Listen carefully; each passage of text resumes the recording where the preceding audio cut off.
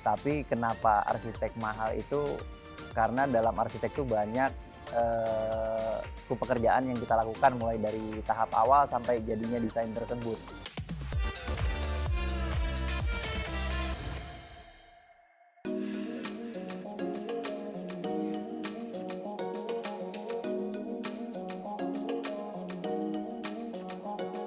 Halo, saya Muhammad Murtado, biasa dipanggil Ido. Saya founder dari RB Studio.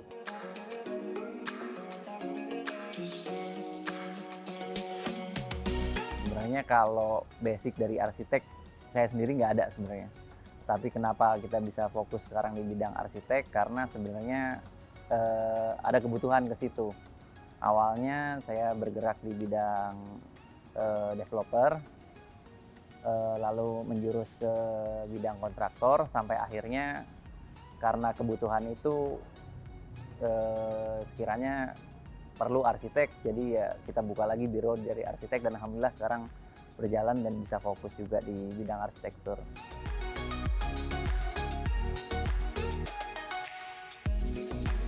Yang paling challenging dari arsitek tuh pasti karena kita harus selalu menyesuaikan kebutuhan si klien kita ya. Dari klien 1 sampai klien 2, 3, seterusnya itu pasti kebutuhannya beda-beda. Nah, di situ kita harus dituntut untuk selalu adaptif, selalu bisa menyesuaikan kebutuhan klien, selalu bisa ngikutin kemauan klien, tapi tidak mengesampingkan juga dari segi estetiknya, dari segi fungsionalnya. Jadi semua harus kita terapkan, kemauan klien beserta juga dengan fungsinya nggak kita kesampingkan.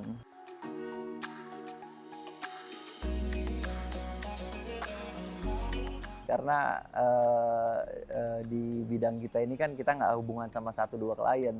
Proyek yang berjalan pun ada belasan bahkan sampai puluhan berjalan bersamaan. Nah, dari setiap klien itu kan pasti punya kriteria yang beda-beda, kemauan yang beda-beda. Dan di situ memang pasti kita ngerasa capek, pasti ngerasa kesel, tapi ya harus kita beresin, harus kita nikmatin, kita jalanin, kita diskusiin, ajak ngobrol bareng, sampai alhamdulillah harus ketemu jalan keluarnya. Jadi ya kalau untuk pengen menyerah nggak ada sih, alhamdulillah. Karena kita bergerak di bidang jasa, benar-benar kepuasan klien itu yang utama. Tapi pendekatan yang kita lakukan dengan klien biasanya lebih ke kekeluargaan.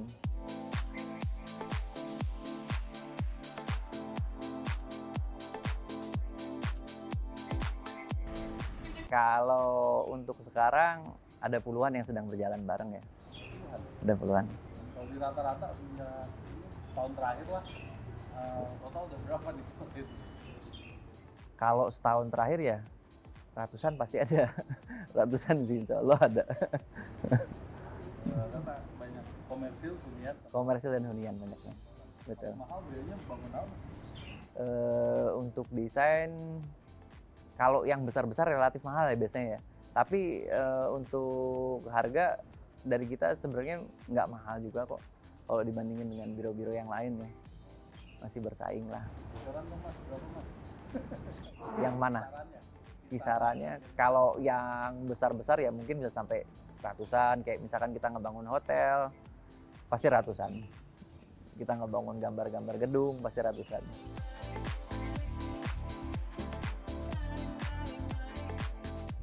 Jadi memang awamnya orang mikir tuh bisnis arsitek, pakai jasa arsitek tuh mahal.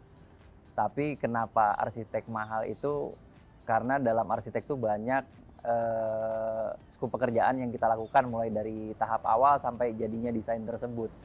Dan itu pun juga nggak bisa kita kerjakan dengan satu orang aja. Kita butuh arsitek, kita perlu drafter, kita perlu surveyor. Jadi ya dan yang mahalnya tuh pasti dari ide-idenya, konsep-konsepnya yang nggak semua orang awam pasti bisa melakukan pekerjaan itu ya. Sebenarnya kalau kebanyakan klien kita memang dari relasi banyak.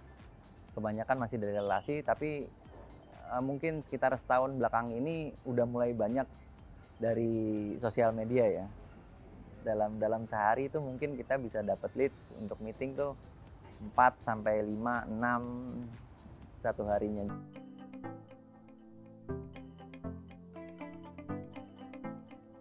Nah, ini kondisi kantor kita. Isinya semua staff-staff desainer. Terus ini bosnya desainer nih di kantor kita nih.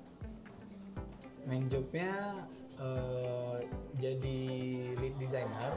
Jadi yang paling utamanya supervisi anak-anak desain yang di posnya masing-masing. Kan ada arsitek, ada interior designer, ada drafter. Aku manage, aku bantu asistensi desain juga. Dari mulai tahap konsep juga kadang kita udah brainstorm bareng. Nanti yang develop mereka aku jagain.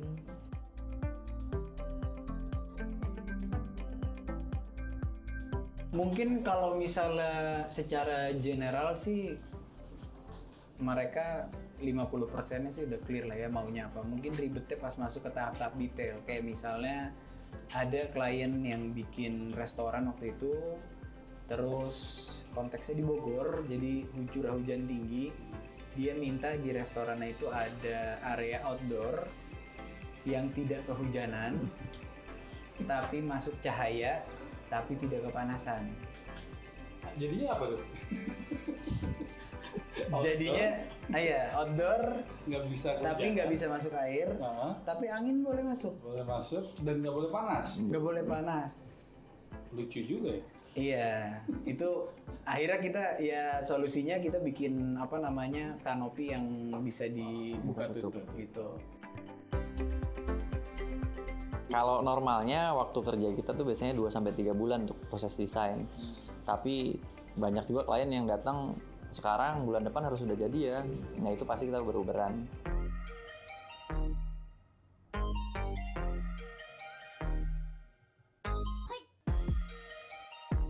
Konsep dari klien yang diminta ke kami adalah melodi alam. Jadi melodi alam itu salah satu IP dari holdingnya mereka. Itu intinya tentang musik dan juga tentang alam. Yang akhirnya itu menjadi basic untuk implementasi konsep desain arsitektur dan juga interiornya. Kalau misalnya diimplementasikannya di sini sebenarnya secara tema kita nggak make 1-2 tema tapi memang diffusion. Jadi seperti di area ini, area semi outdoor ini kita pakai kontemporer yang monokromatik pakai satu warna dengan unsur alam yang kita implementasikannya. Ada water feature berupa fountain, kemudian ada moss wall art, kemudian ada greenery juga dan ada vertical garden juga. Itu implementasi dari konsep alamnya.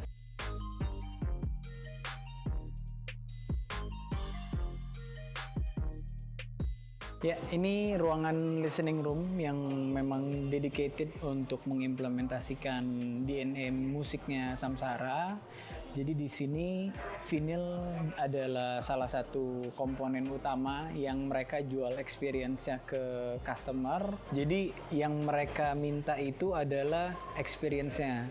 Jadi experience dari mereka, gue pengen ada vinyl player, kemudian orang bisa nyobain, jadi bisa ada unique experience-nya, kemudian nanti di meja-meja juga ada. Nah, yang menerjemahkan ide itu jadi visual, jadi tema dan konsepnya itu dari kami. Makanya di sini tema The Mid-Century ini kita ambil dan diffusion juga sama elemen-elemen kontemporer juga.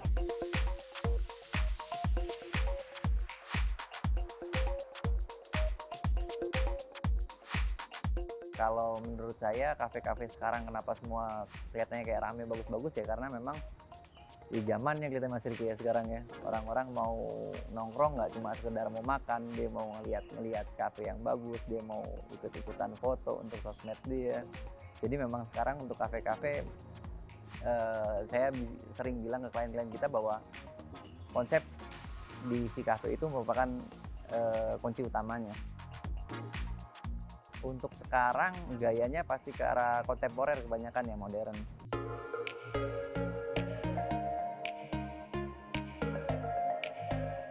Kalau untuk saya selalu menanamkan ke diri saya sendiri dan ke tim di kantor bahwa yang utama dalam kita bekerja adalah ikhlas. Jadi orang yang baik, karena saya selalu bilang juga ke tim di kantor bahwa saya nggak pernah nyari orang yang pinter. Saya nggak pernah nyari orang yang hebat, saya nggak pernah nyari seseorang yang kelihatan bagus banget, tapi saya selalu cari orang yang baik.